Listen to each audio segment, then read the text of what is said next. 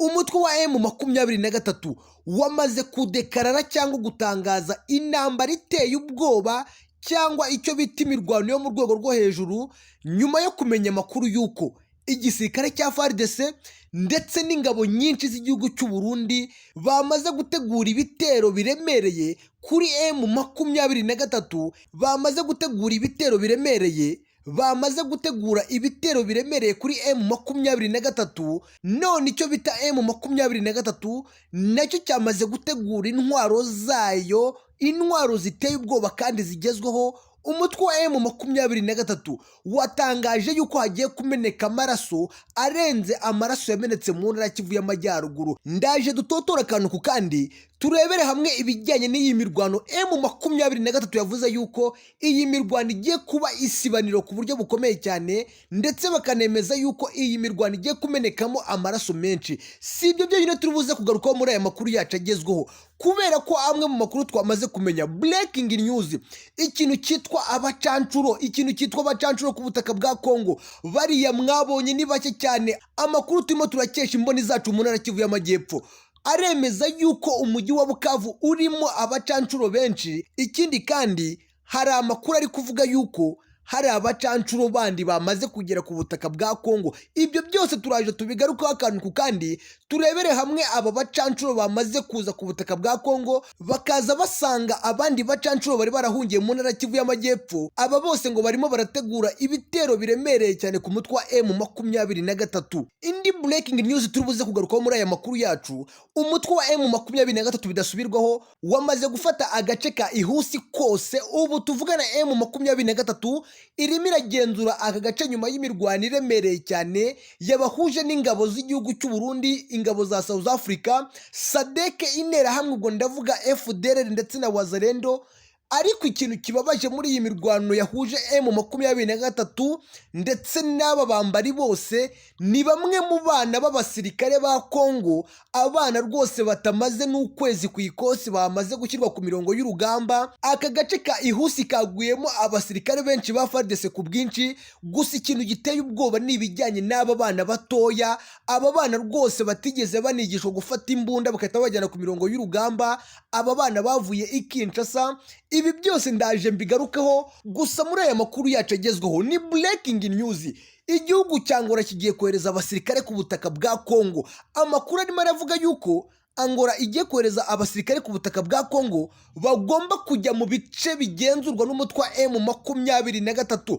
Isosi iguyemo inshishi, ndababwiza ukuri. M23 bagiye kuyoherezamo bamwe mu basirikare ngo bangora bagomba kubana na M23. Ibi byose ndaje mbigarukeho kugira ngo mumenye idonido ku bijyanye n'aba basirikare bangora bagomba kujya mu bice bigenzurwa n'umutwe wa M23. Ikintu cyitwa Antoine Kisekedi Chirombo, ndababwiza ukuri, uyu mugabo azikoza ikintu cyitwa agashinge ahantu navuze nyuma yuko ananiwe kugana n'umutwe wa M23.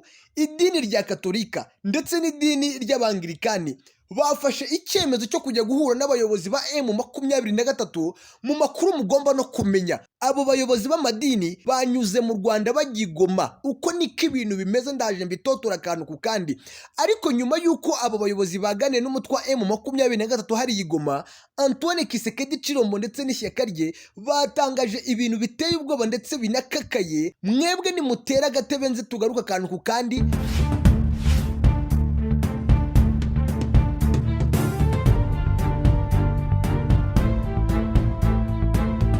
Subscribe to this channel.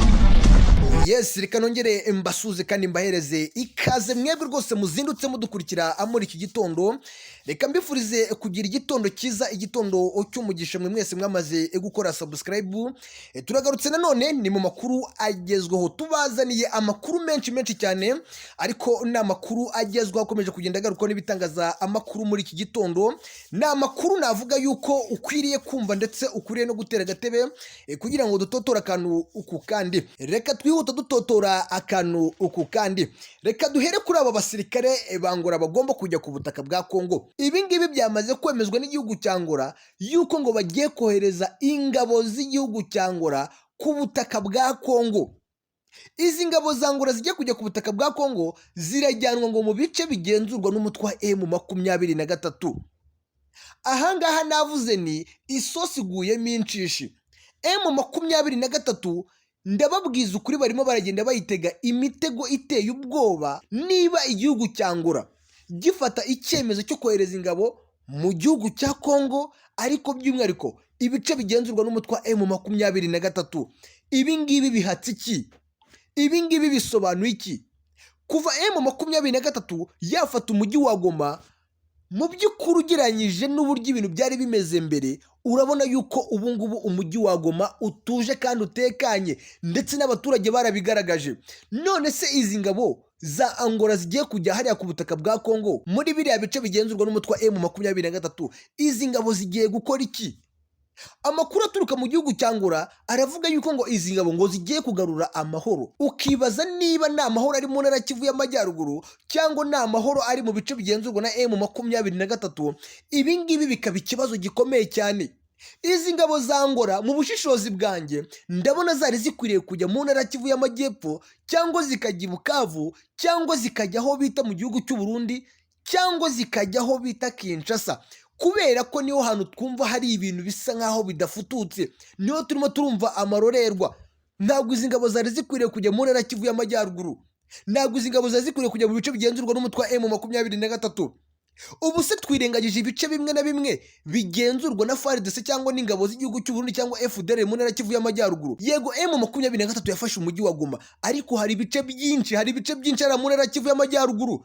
Ubwo ndimo ndavuga za Rubero bikirimo defense za FARDC ndetse n'abawazarendo, bikirimo defense z'ingabo z'u Burundi ndetse n'intera hamwe, ubwo ndi kuvuga FDLR. Izi ngabo za Angola zari zikwiriye kujya muri ibyo bice bidafite amahoro, naho kuvuga ngo bajanga mu mujyi wa Goma. M23 mube maso, hatagira umuntu uza kuza kubyinira ku ntsinzi yanyu agashaka kwangiza ibintu byanyu. Ubwo ni ubutumwa bukomeye cyane muhawe rwose. M23 kuri iyi nshuro birasaba yuko rwose nayo igomba gucana maremare, igatangira no gufata ibyemezo bikakaye, bya byemezo bituma umuntu wese atagomba kuza kuyivogera ngo nuko ngo ari inyeshyamba. Ni inyeshyamba zifite icyo zirwanira. Kugeza amagingo aya ntabwo igihugu cya Kongo, ubwo ndi kuvuga leta ya Kinshasa ndetse na M23, bari bagira icyo bavuga kuri ibi bintu byatangajwe n'igihugu cya Angola. Ubu ngubu ikintu gitegerejwe ni ikigomba gutangazwa n'inteko nshingamategeko mu gihugu cya Angola, yemeza umubare w'abasirikare bagomba kujya mu gihugu cya Kongo, ariko by'umwihariko mu bice bigenzurwa n'umutwe wa M23. Reka twihute nk'uko mumaze kubimenyera, tujye kuri aba bacancuro. Kubera ko turacyafite amakuru menshi cyane, akaba ari mpamvu musaba gukomeza kudukura ndetse no kudukurikira. Amakuru mbazaniye yandi, ntabwo narababwiye ni ibi bintu ntabwo wabikora atari umwuga wawe cyangwa atari passion yawe. Ubu tuvugana, bamwe mu bantu ndi gukesha amakuru ku butaka bwa Kongo mu ntara Kivu y'Amajyepfo, ikintu cyitwa umucancuro cyongeye kuba umucancuro. Ikintu cyitwa umucancuro gikubiye kabiri ikirenze ba bacancuro mwabonye mu ntara Kivu y'Amajyaruguru. Ubu tuvugana, nk'uko mwabonye amwe mu mafoto y'abacancuro bahetse bimwe mu bikapu biremereye cyane, ariya namwe mu mafoto twahawe n'abantu bari mu ntara Kivu y'Amajyepfo, batubwira bati twabonye abantu badasanzwe, abasirikare badasanzwe b'ibisore bikoreye ibikapu biremereye birimo intwaro n'ibindi bintu bigiye bitandukanye. Aba bacancuro bashyashya bashyizwe mu ntara Kivu y'Amajyepfo baje basanga abandi bacancuro bahunze bava mu ntara Kivu y'Amajyaruguru bajya mu ntara Kivu y'Amajyepfo. Ibi ngibi bigashimangira yuko ikintu cyitwa umucancuro ku butaka bwa Kongo kiracyahari, ndetse kandi Antoine Kisekedi Chilombo akomeje kongera umubare w'abasirikare, yaba ari abacancuro, yaba ari ugufata abana ba Kongo. Ubwo ndi kuvuga abana ba Kinshasa, mwabonye abana bato cyane bari ku mirongo y'urugamba. Ibyo ndaje mbigarukaho mu kanya gatoya, turebera hamwe iyi mirwano yaguyemo abasirikare benshi ba FARDC, abana bato cyane rwose, abana rwose batoya cyane. Uyu munsi ikintu cyitwa M23 mu gace kitwa Ihusi yaharasiye abasirikare ba FARDC b'abana bato cyane. Turaje tubigarukaho ibyo ngibyo. Tugarutse gato kuri aba bacancuro ngo baje mu rwego rwo guhagarika umuvuduko ngo M23 ifite wo kujya gufata ngo umujyi wa Goma. Ibi ngibi turabijyanirana n'aya makuru yuko M23 nayo ngo yamaze gutangaza ikintu cyitwa imirwano iteye ubwoba, nyuma y'uko ubutasi bwa M23 butahuye amakuru y'uko ikintu bita ingabo z'u Burundi ndetse na FARDC bamaze gutegura ngo ibitero biremereye kuri M23 ndetse n'ibice igenzura. M23 yamaze kumenya amakuru y'uko ngo bagiye kugaba ibitero simusiga, yaba umuturage yaba umusirikare wa M23 bigomba kugiraho ingaruka zikomeye cyane. Nyuma y'uko M23 ibitaye mu gutwi, yatangaje y'uko ibi bitero nibiramuka bikozwe na FARDC ndetse n'ingabo z'u Burundi, M23 yamaze kudekarara ikintu cyitwa umuvu w'amaraso uteye ubwoba. M23 yavuze yuko nayo igomba kwita ijya mu ntambara mu buryo bweruye kandi ikica itababariye, yaba ari umusirikare wa FARDC ndetse n'umusirikare w'u Burundi. M23 hari uburyo yarwanaga ikaba yasiga inzira FARDC ikaba yayihungiramo. Ibyo ngibyo ni muri strategique z'intambara. Iyo uri kurwana cyangwa abo muhanganye ubona wabanesheje, ugomba kubasigira inzira yo guhungiramo. M23 rero nayo yavuze yuko nibaramuka bakoze ibyo bitero, nayo ugomba kuhita ibagabaho ibitero biteye ubwoba kandi nta nzira igomba guhereza FARDC ndetse n'ingabo z'u Burundi, igomba kubarimarima kuva ku wa mbere kugera ku wa nyuma. Ibyo nibyo M23 yatangaje nyuma yo kumenya amakuru yuko bagiye kwigabaho ibitero biremereye cyane. Ubwo twamaze no kwihuta, murabizi yuko tuba dutotora akantu kandi ariko tunihuta kubera ko tuba dufite ibintu byinshi byo kugenda tugarukaho. Reka noneho tuze kuri iyi mirwano yabereye ihusi. Nimwe mu mirwano yari iremereye ku buryo bukomeye cyane, amakuru dufite kugeza amagingo aya. Iyi mirwano rero yabereye ihusi yaguyemo abasirikare benshi ba FARDC, ariko nyagasani we, ibintu biri kuba ku ngabo za FARDC, ibintu biri kuba ku ngabo z'u Burundi ni ibindi, ariko ibintu byabereye ahangaha Karehe ndetse n'agace kitwa ihusi ni tumwe mu duce twamenetsemo ikintu cyitwa amaraso, ariko utu duce twagaragayemo ingabo za FARDC z'abana bato cyane. Amakuru aravuga yuko aba basirikare baguye ku mirongo y'urugamba ari babana batoya cyane baherutse rwose gupasinga hari y'Kinshasa, ni babana bato bagiye bashishikariza kujya mu gisirikare. Aba bana bato b'abanyekongo nta n'ukwezi bamaze rwose batozwa. Amakuru aravuga yuko abenshi muri bo bavuye Kinshasa bamaze kwiga ikintu kijyanye no gutambuka, batari batangiye no kwiga gukoresha imbunda. Aba bana bazanwe ku mirongo y'urugamba babahereza intwaro, barababwira bati mujye guhangana na M23. Ibi byose ni igitutu gikomeye cyane nyuma y'uko Antoine Kisekedi Chilombo akomeje kohereza abasirikare benshi ndetse n'abacancuro benshi ku mirongo y'urugamba mu rwego rwo guhagarika M23. Mu minsi yashize twababwiraga yuko ikintu cyitwa South Africa cyarunze abasirikare hariya, ikintu cyitwa igihugu cy'u Burundi cyarunze abasirikare hariya, ari nako kandi wo bita Antoine Kisekedi Chilombo nawe arunda iyo nka ku mirongo y'urugamba. Muri iyi mirwano rero yahuje umutwe wa M23 yaguyemo abana bato cyane ba FARDC, bimwe mu bintu rwose imiryango mpuzamahanga igomba guhagurukira kubera ko aya namwe mu makosa yakozwe n'uwo bita Antoine Kisekedi Chilombo. Reka twihute dusa nkaho tunasoza. Amakuru yandi ari guturuka mu gihugu cya Kongo, bimwe mu bikoresho biri gukoreshwa hariya mu ntara KIVU y'Amajyepfo birimo biraturuka mu gihugu cy'u Burundi. Kugeza amagingo ya amwe mu makuru dufite ni uko ngo bimwe mu bikoresho byaturukaga ikavumu bitari kuvayo, ahubwo zimwe mu ntwaro ziri kwifashishwa n'abasirikare ziri guturuka mu gihugu cy'u Burundi. Uwo bita Evariste Ndayishimiye akomeje gukora iyo bwabaga kugira ngo akomeze gufasha Antoine Kisekedi Chilombo mu kumara ubwoko bw'abatutsi mu ntara KIVU y'Amajyaruguru ndetse n'intara KIVU y'Amajyepfo, mu kumara abanyekongo. Urumva yuko bita Antoine Kisekedi Chilombo igihugu cy'u Burundi yakigize nka stoke y'ibitwaro bigomba kuzamara abanyekongo. Ubwo twamaze no kuva kuri ibyo ngibyo, reka twirukanyire ku bintu byitwa amadini ku butaka bwa Kongo. Uwo bita Ambongo, uyu muramuzi cyane mu gihugu cya Kongo, yagiye akozanyaho bikomeye cyane n'uwo bita Antoine Kisekedi Chilombo. Nyuma y'uko amadini ahagurutse, yaba idini Katolika ndetse n'idini ry'Abangilikani mu gihugu cya Kongo, bakiyemeza kujya mu biganiro n'umutwe wa M23 ku munsi w'ejo mu masaha rwose ya nimugoroba. Aba bakozi b'Imana bahuye n'umutwe wa M23 hariya mu mujyi wa Goma, nyuma y'uko bari baciye ku butaka bw'u Rwanda bajya kureba umutwe wa M23.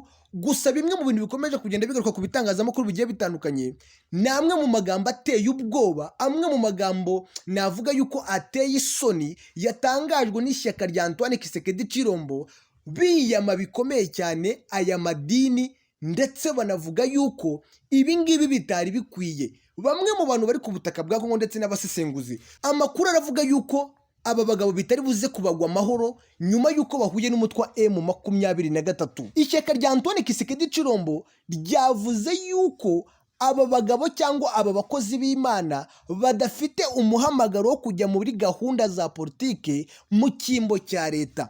Ibi ngibi bigashimangira yuko bamaze kwitandukanya nabo. Ikindi kandi ibi ngibi bikerekana yuko uwo bita Antoine Kisekedi Chilombo adashaka ikintu cyitwa amahoro hariya ku butaka bwa Kongo. We icyo ashyize imbere ari ikintu cyitwa imirwano.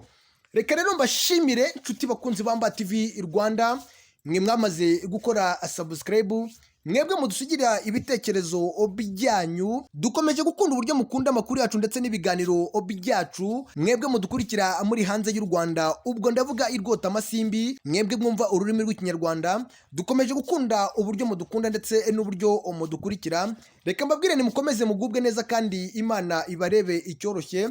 Iyi ngiyi ni TV Rwanda.